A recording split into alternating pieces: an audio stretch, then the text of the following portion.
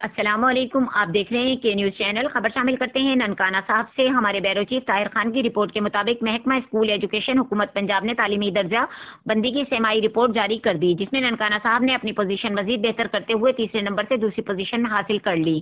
سی ای او education authority کے جاوید اقبال بابر نے اس کامیابی کو اللہ تعالیٰ کی رحمت اور ڈپٹی کمشنر راجہ منصور احمد کی قائدانہ صلاحیتوں اور اساتذہ کی محنت کو قرار دیا ہے۔ انہوں نے کہا کہ ہم اس تاریخی کامیابی پر اللہ تعالیٰ کا جتنا بھی شکر ادا کریں وہ کم ہے۔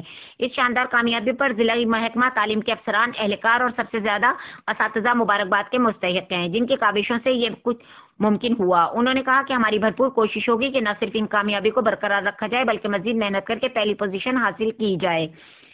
جاوید اقبال بابر نے کہا کہ اب ہماری تمام تر توجہ سرکاری تعلیمی اداروں میں معیاری تعلیم کی فراہمی کے ساتھ ساتھ طلبہ کی تربیت پر بھی ہے، تاکہ ہم طلبہ کو معاشرے کا مفید شہری بنا سکیں۔